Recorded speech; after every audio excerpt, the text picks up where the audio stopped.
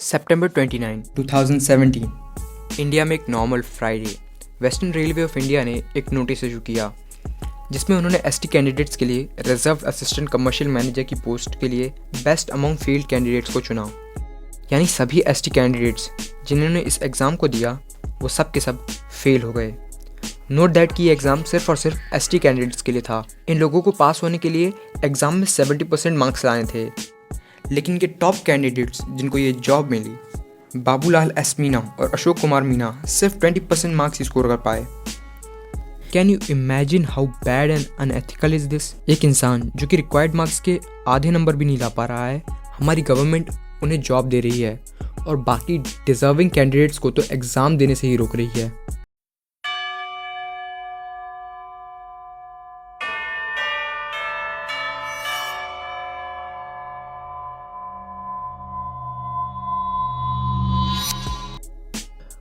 हमारे कॉन्स्टिट्यूशन के आर्टिकल 14 और 15 इक्वालिटी से डील करते हैं, लेकिन असलियत में हाईली हिपोक्रिटिकल हैं। आर्टिकल कहते हैं कि इंडिया में किसी भी कास्ट, जेंडर, रिलीजन या प्लेस ऑफ बर्थ के आधार पर डिस्क्रिमिनेशन नहीं होगा, सभी इक्वल हैं।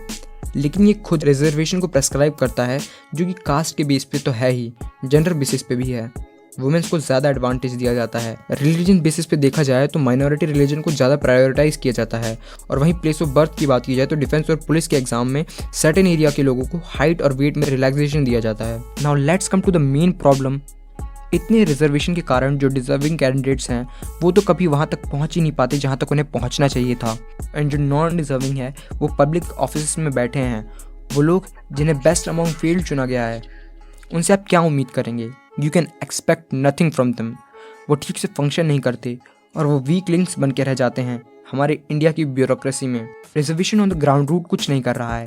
It is just sustain to sustain the vote bank. देखो, अगर रिजर्वेशन को कुछ सही करना होता तो 75 ईयर्स हो गए हैं ना, बस इतना काफ़ी है। और अगर अभी भी ये सुधार नहीं कर पाया है तो फैक्ट यही है कि सिस्टम ही बेकार है। और हाँ, बात सिर्फ यही नहीं है कि इससे जनरल कैटेगरी के लोगों को हार्म है, इससे रिजर्व कैटेगरी को भी बहुत हार्म है। अगर किसी इंसान को एथलीट बनना है, कोई रेस जीतनी है, उसे आप क्या करने के लिए कहेंगे? Hard work, practice, workout. उसके लिए आप फिनिश लाइन खींच के छोटी तो नहीं कर देंगे ना। रिजर्वेशन बिल्कुल यही कर रहा है। एससी और एसटी कैंडिडेट्स ज़्यादा मेहनत ना करने के आदी बन चुके हैं और ये मेरा कोई एजम्पशन नहीं है। ये चीज़ साफ दिखती है रिसेंट जेई और नीट रिजल्ट्स में।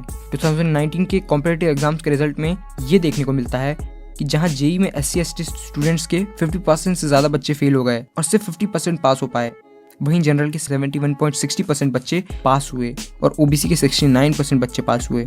नीट में भी सिमिलर हालात हैं, जहां टॉप 50 में कोई एससी एसटी कैंडिडेट नहीं था। एसटी और एससी कैंडिडेट्स को पता है कि अगर वो अच्छे नंबर स्कोर नहीं करेंगे तो भी उन्हें सीट्स मिल जाएंगी।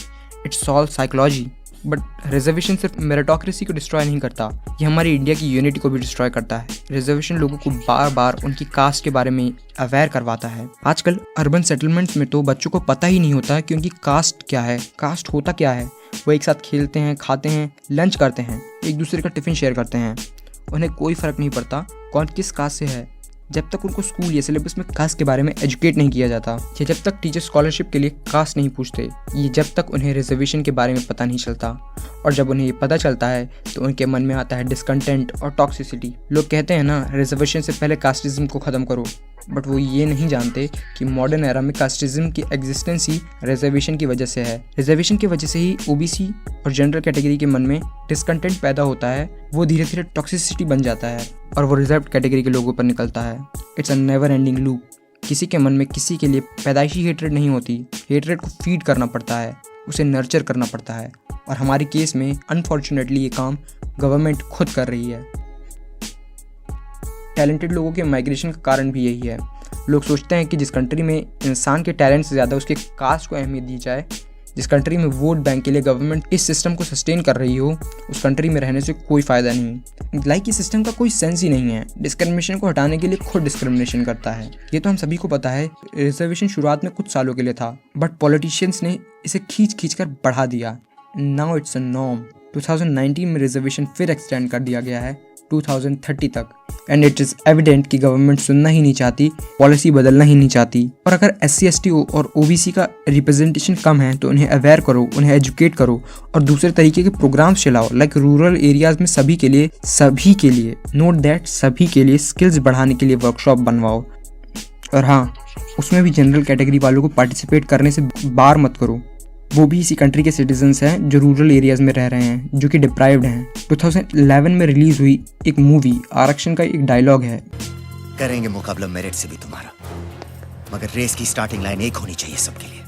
मैं इस बात से कम्प्लीटली एग्री करता हूँ, लेकिन फिनिशिंग लाइन भी एक होनी चाहिए। अब सवाल ये है कि स्टार्टिंग लाइन एक कब होगी? तब होगी जब हर कास्ट को इक्वालिटी मिले, सोशल और पॉलिटिकल, नॉट नेसेसरीली इकोनॉमिकल, क्योंकि इंडिया एक डेमोक्रेसी है और डेमोक्रेसी पॉलिटिकल और सोशल इक्वालिटी के लिए होती है। अगर आपको सोशल और पॉलिटिकल इक्वालिटी की ज़रूरत है तो आप डेमोक्रेसी लीजिए, लेकिन अगर आपको इकोनॉमिकल इक्वालिटी चाहिए तो आप रशिया चली जाइए, कम्युनिस्ट बन जाइए।